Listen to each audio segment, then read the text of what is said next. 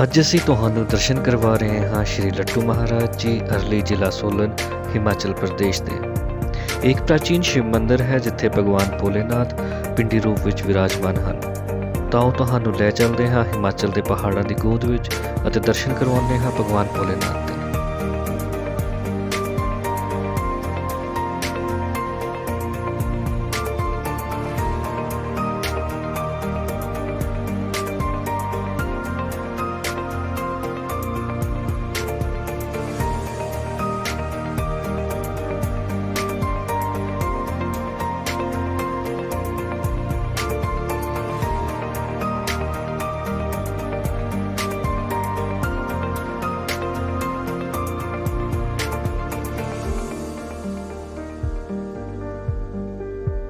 Audio Jungle.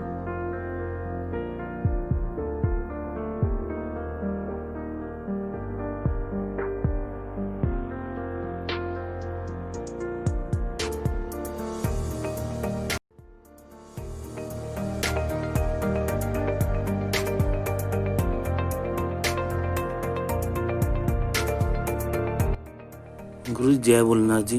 जय भोले। गुरु जी मंदिर के इतिहास के बारे में बताएंगे आप? हाँ जी। ये मंदिर का जय लुटरू महादेव की जय। जय। ये लुटरू महादेव की गुफा प्राचीनतम है और ये प्राकृतिक बनी हुई है। किसी ने बनाया ना, इसका कोई जीवन उद्धार करा, किसी ने प्रकृति। इस गुफा के बारे में यहाँ की लौकिक कथाएं प्रचलित है कि यहाँ अगस्त मुनि जी तपस्या करते थे।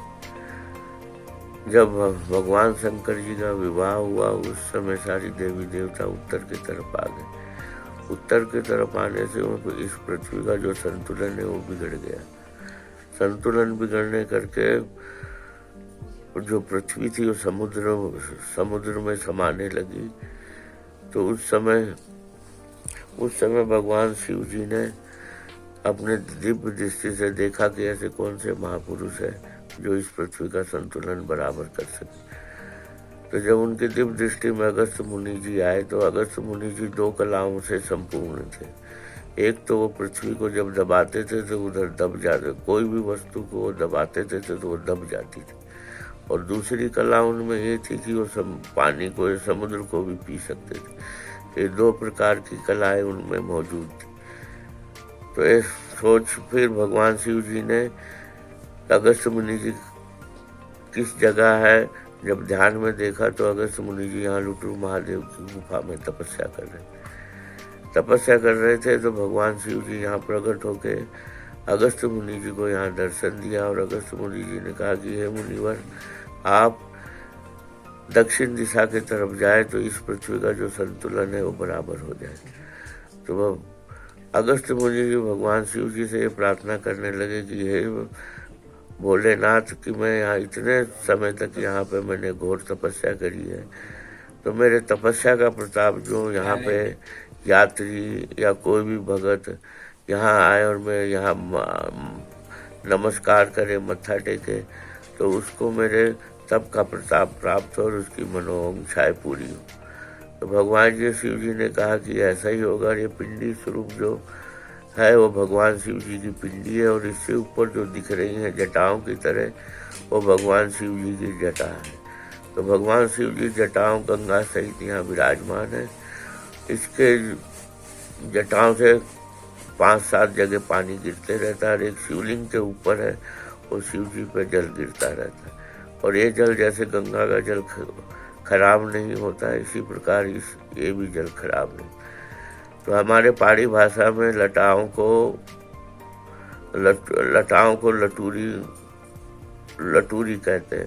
तो इस पहाड़ी भाषा के नाम से इसका नाम लुटरू महादेव। यहाँ की एक कथा ये भी प्रचलित है कि जब भगवान शिव जी ने लंका बनाई, लंका बनाने के बाद उन्होंने रावण के जो दादा थे विशेश्वरवा, उनको उस लंका का मुहूर्त करने को वहाँ बुलाया और वहाँ मुहूर्त करके बड़ा भारी यज्ञ हुआ। यज्ञ के बाद में भगवान शिव जी जब दक्षिणा देने लगे तो विशेश्वरवा जी ने कहा कि जो मैं मांगूंगा वह भिक्षा मेरे को देना। तो भगवान शिव जी ने कहा कि आप जो भी मांगेंगे प्रभु, मैं आपको वही वस्तु प्रदान करूंगा। तो भगवान शिव जी से विश्वेश्वरवा जी ने लंका ही मांग ली। लंका मांगने से फिर पार्वती जी का मन बहुत खिन्न हुआ, पर शिव जी कहने लगे कि हे पार्वती, ये तो ऐसे ही है, चल अपने यहाँ के जो मनुष्य वो कभी नहीं वो संतुष्ट होते, क्योंकि इनकी खोपड़ी उल्टी है।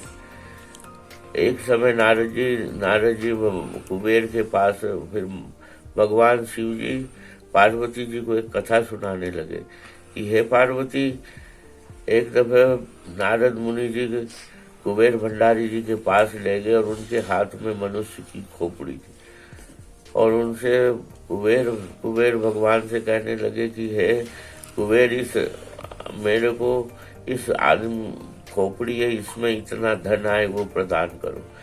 तो जब कुबेर जी उसको भरने लगे तो कभी नहीं भरी, सारे कुबेर के खजाने खाली हो गए, सब कुछ हो गया। तो कुबेर जी हाथ जोड़ के बोलने लगे कि हे ऋषिवर, ये तो भरेगी नहीं। तब नारद मुनि ने कहा कि ये मनुष्य की खोपड़ी है, उल्टी है, ये कभी नहीं भरेगी। फिर पार्वती जी को भगवान शिव जी कहने लगे कि हे पार्वती, ये कभी मनुष्य का मन या खोपड़ी नहीं भरेगी, इससे अच्छा हम लोग पहाड़ में ही चलते हैं, वहीं अपने रहते हैं। तो भगवान शिव जी ने फिर कहते कि ये गुफा बनाई थी, यहाँ पे उनका विराज।